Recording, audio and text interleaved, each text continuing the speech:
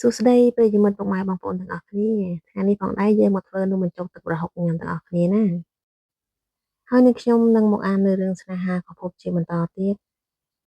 ប៉ុន្តែមុននឹងចូលសាច់រឿងរបស់យើងសូមជួយចុច Subscribe និងសញ្ញារូបកណ្ដឹងម្នាក់មួយផងណាដើម្បីទទួលបានវីដេអូថ្មីៗជាបន្តទៀតកាលពីវីដេអូមុនយើងបាននិយាយដល់វឌ្ឍនាគេធ្លាក់ចូលទៅក្នុងរណ្ដៅហើយវឌ្ឍនាក៏បានស្រែករកគេជួយផងអ្នកណាក៏បានដែរជួយខ្ញុំផង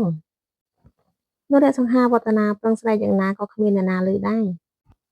ព្រោះនៅទីនោះនៅឆ្ងាយពីភូមិខ្លាំងណាស់វឌ្ឍនារិះរកគ្រប់វិធីដើម្បីឡើងទៅខាងលើវិញប៉ុន្តែគេប្រឹងយ៉ាងណាក៏ឡើងមិនរួចនោះដែរ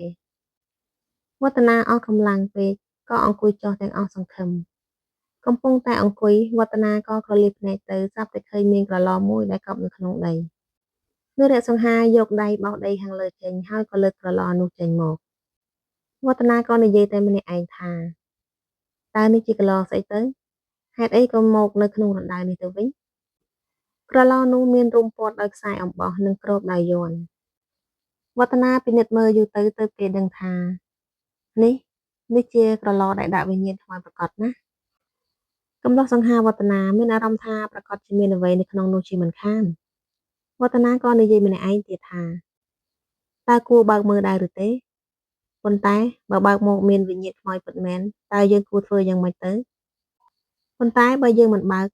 យើងមិននឹងដឹងទៅថាវាមានអ្វីនៅក្នុងហ្នឹងនិយាយរួចហើយវឌ្ឍនាក៏បើកក្រឡនោះភ្លាមរំពេចនោះស្រាប់តែមានពន្លឺចេះចេញពីមាត់ក្រឡមកខាងក្រៅវឌ្ឍនាយកដៃបាំងភ្នែកព្រោះពន្លឺចេះមកខ្លាំងពេក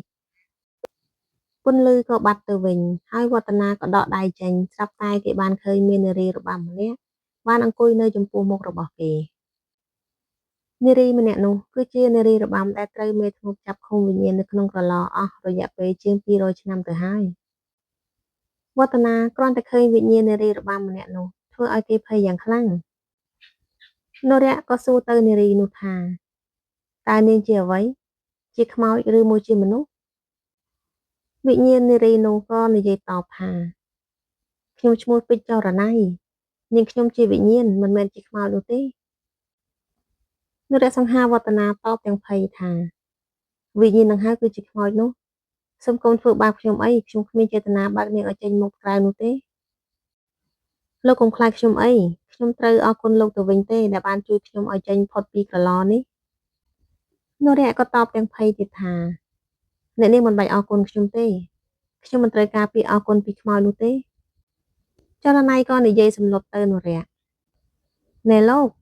ខ្ញុំមិនបានធ្វើអីលោកឯណាលោកចាំបាច់ត្រូវខ្លាចខ្ញុំធ្វើអីនរៈក៏តបវិញយ៉ាងលឿនថាមិនឲ្យខ្ញុំខ្លាចយ៉ាងម៉េចបានអ្នកនាងជាខ្មោចហើយខ្ញុំជាមនុស្សត្រូវតែខ្លាចខ្មោចអញ្ចឹងហើយលោកមិនបាច់ខ្លាចខ្ញុំនោះទេលោកជាអ្នកមានគុណជួយខ្ញុំដូច្នេះហើយលោកក៏បារម្ភអីដោយសារការភ័យខ្លាចវឌ្ឍនាក៏ប្រឹងស្រវេស្រវាឡើងទៅខាងលើប៉ុន្តែគេឡើងមិនរួចនោះទេចរណៃឃើញវឌ្ឍនាប្រឹងឡើងទៅខាងលើមិនរួចបែបនោះនាងក៏និយាយទៅកាន់នរៈថាលោកចង់ឡើងទៅខាងលើវិញមែនទេនរៈប្រឹងស្រវេស្រវាផងនិយាយតបផងត្រូវហើយតែខ្ញុំឡើងមិនរួចនោះទេតើខ្ញុំអាចជួយលោកបានទេថាម៉េចចង់ជួយខ្ញុំនេះអ្នកនាងជួយខ្ញុំមិនដង្កើតទៅចរណៃញញឹមបន្តិចហើយក៏តបថាឲ្យតែលោកយល់ព្រមខ្ញុំនឹងជួយលោកភ្លាមនរៈក៏តបវិញថាណែអ្នកនាងទោះបីជាអ្នកនាងជាខ្មោចក៏ដោយទោះយ៉ាងណាអ្នកនាងក៏ជាខ្មោចមនុស្សស្ដីដែរដូច្នេះហើយអ្នកនាងលើកខ្ញុំមិនរួចនោះទេនេះលោកចង់ដឹងដែរទេថាខ្ញុំជួយលោកបានឬអត់និយាយរួចហើយចរណៃក៏ប្រើវេទមន្តរបស់នាងលើកវឌ្ឍនាឲ្យហោះឡើងទៅលើរណ្ដៅភ្លាមនរៈភ្ញាក់ផ្អើលយ៉ាងខ្លាំងព្រោះមិននឹកស្មានថាខ្លួនរបស់គេហោះផុតពីដីបែបនេះសោះឡើងទៅដល់ខាងលើវិញចរណៃក៏និយាយទៅកាន់វឌ្ឍនាយ៉ាងម៉េចដែរតើលោកជឿហើយឬនៅថាខ្ញុំអាចជួយលោកបានវឌ្ឍនាគ្រាន់តែឮចរណៃនិយាយបែបនោះគេក៏រត់តែម្ដងនរៈសង្ហារត់បោះពោះយ៉ាងលឿនហើយគ្មានងាកក្រោយបន្តិចសោះឡើយវឌ្ឍនាពឹងរត់មកដល់ចំការរបស់គេវិញហត់ខ្លាំងពេកវឌ្ឍនាក៏ឈប់ស្រាប់តែចរណៃក៏ឈរមកនៅពីមុខហើយនិយាយថានេះលោកហត់មែនទេ នរៈរៀងភ្ញាក់បន្តិចហើយក៏និយាយតបថានេះអ្នកនាងមកតាមខ្ញុំធ្វើអីព្រោះខ្ញុំមិនដឹងថាត្រូវទៅណាទើបខ្ញុំមកតាមលោកទៅ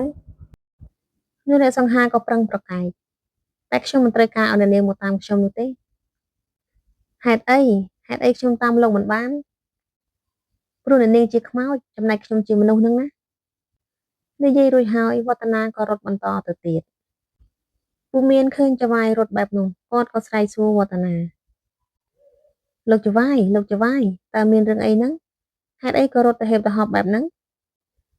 នរៈសង្ហាវឌ្ឍនាឈប់ហើយក៏និយាយតបទៅកូនចៅគ្មានអីទេគឺខ្ញុំគ្រាន់តែចង់រត់ហាត់ប្រាណតែប៉ុណ្ណោះ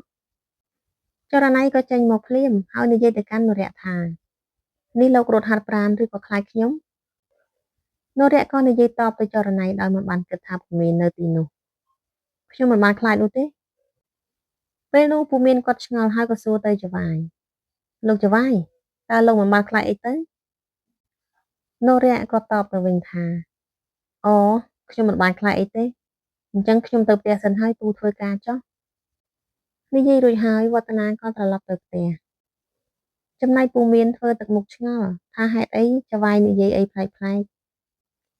ពូមានយកដៃអេះក្បាលហើយក៏ដើរចេញទៅធ្វើការបន្តអ្នកស្រីបុប្ផាគឺជាម្ដាយរបស់វងវឌ្ឍនាអ្នកស្រីបុប្ផាកំពុងតែអង្គុយរៀបចំផ្កាដាក់នៅក្នុងថូវឌ្ឍនាក៏ដើរចូលមកអ្នកស្រីបុប្ផាក៏សួរទៅកូនប្រុសថាវឌ្ឍនាកូនទៅមកពីណាហេតុអីក៏ខោអាវប្រឡាក់សុទ្ធតែដីអញ្ចឹងកូនទៅតែមកពីមើលដំណាំដែលប៉ះពាល់ដីបាក់កាលពីយប់មិញហ្នឹងណាម៉ាក់ទៅបានជាប្រឡាក់សុទ្ធតែដីអញ្ចឹងទៅម៉ាក់បើអញ្ចឹងឆាប់ទៅងូតទឹកទៅនឹងអាមកញ៉ាំបាយជុំគ្នាបាទម៉ាក់និយាយរួចវឌ្ឍនាក៏ឡើងទៅបន្ទប់បាត់ទៅពេលដល់ក្នុងបន្ទប់វឌ្ឍនាបានមើលឆ្វេងមើលស្ដាំមើលពីលើមើលពីក្រោមមើលសពកន្លែងហើយដកដង្ហើមធំថាពេលដល់បន្ទប់វឌ្ឍនាបានមើលឆ្វេងមើលស្ដាំមើលលើមើលក្រោមមើលសពកន្លែងហើយដកដង្ហើមធំថាហើយបានធូរចិត្តបន្តិចបើនាងមកដល់បន្ទប់ទៀតច្បាស់ជាសយហើយខ្ញុំនិយាយមិនទាន់ផុតមាត់ផងចរណៃក៏ចេញមកហើយនិយាយទៅកាន់នរៈថាលោកកំពុងតែរកមើលខ្ញុំមែនទេវឌ្ឍនាភ្ញាក់ហើយក៏និយាយតបថា